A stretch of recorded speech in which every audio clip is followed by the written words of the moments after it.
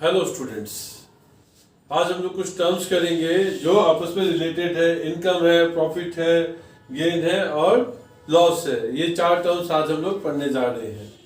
तो सबसे पहले देखते हैं इनकम क्या है। इनकम का सेंस होता है कि जो रेवेन्यू है हमारा और जो एक्सपेंस है उसको हम लोग कंपेयर करते हैं। रेवेन्यू का मतलब है जो हमने गुड्स या सर्विसेज बेची उससे जो हमें अमाउंट मिला वो रेवेन्यू हो गया। और जो एक्सपेंस है मतलब जो गुड्स हमने बेचे उसके ऊपर जो हमने पैसा खर्च किया वो हमारा एक्सपेंस हो गया। जो रेवेन्यू का सरप्लस है एक्सपेंस के ऊपर तो उसको हम लोग बोलेंगे इनकम। इनकम का मतलब हो गया रेवेन्यू माइनस एक्सपेंस।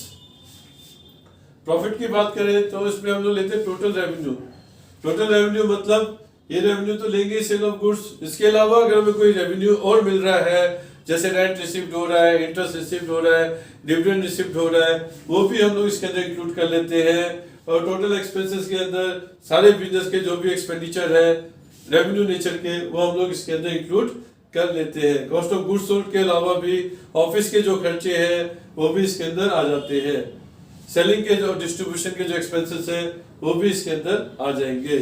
तो टोटल रेवेन्यू को जब टोटल एक्सपेंस से टोटल एक्सपेंस माइनस करेंगे टोटल रेवेन्यू में से तो हमारा आ जाएगा प्रॉफिट। तो प्रॉफिट का फॉर्मूला हो गया total revenue minus total expense. Income का फॉर्मूला हो गया रेवेन्यू माइनस एक्सपेंस और टोटल प्रॉफिट का फॉर्मूला हो गया total revenue minus total expense. अब वर्ड आता है गेन का।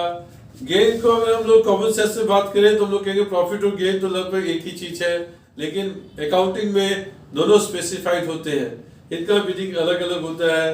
प्रॉफिट का मतलब तो total revenue minus total expense है। और जो गेन है, गेन यूजली वर्ड यूज होता है इंसिडेंटल एक्टिविटीज के ऊपर।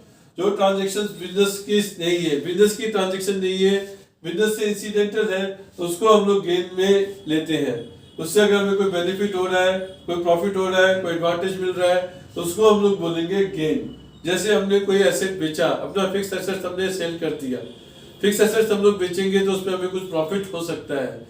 जैसे हमने कोई लैंड परचेज करी थी आज से 3 साल पहले, 3 साल पहले हमने कोई लैंड परचेज करी थी, आज हमने वो लैंड पार्सल जो है सेल कर दिया तो उस पर जो हमें प्रॉफिट होगा, उस पर जो हमें फायदा होगा, एडवांटेज होगा, जो हमें मॉनेटरी बेनिफिट उसमें मिलेगा, प्रॉफिट मिलेगा, उसको हम लोग बोलेंगे गेन। एग्जाम्पल में ले सकते हैं 3 साल पहले हमने लैंड परचेज किया 10 लाख रुपीस की, आज हमने उसको बेच दिया 15 लाख रुपीस में तो 5 लाख रुपीस का हमको प्रॉफिट हो रहा है।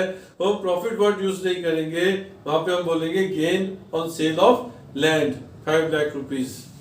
या हमने कोर्ट में कोई केस था उसको हम लोग जीत लिया, उस पर हमें फायदा हो रहा है तो उसको भी हम लोग बोलेंगे गेन। अब आता है वर्ड लॉस। लॉस को हम दो मीनिंग में कन्वे करते हैं। लॉस जो होता है दो मीनिंग दे रहा होता है, दो सेंस आते हैं। एक तो लॉस का मतलब है बिजनेस का जो ऑपरेशन है उससे लॉस हो रहा है, बिजनेस का ऑपरेशन से लॉस हो रहा है मतलब आपके टोटल रेवेन्यू जो है टोटल एक्सपेंसेस से कम है, टोटल एक्सपेंसेस आपके टोटल रेवेन्यू से ज्यादा है तो उससे हमें जो रिजल्ट आएगा वो हमारा लॉस हो जाएगा। दूसरा लॉस होता है कुछ फैक्ट से, कुछ एक्टिविटीज होती है जिससे हमको कोई बेनिफिट नहीं मिलता है।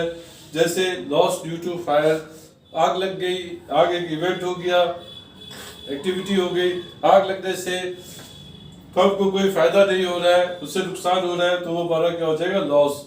फायर से, थेफ्ट से, एक्सीडेंट से जो भी हमारा नुकसान होता है वो हमारा क्या है लॉस। तो बच्चों ये मैं समझता हूँ कि आपकी एक चैप्टर कंप्लीट हो गया बेसिक अकाउंटिंग टर्म्स का। उम्मीद करता हूँ कि ये सारे वीडियोस देखने के बाद आपको ये बेसिक अकाउंटिंग टर्म्स क्लियर हो जाएगी। Thank you.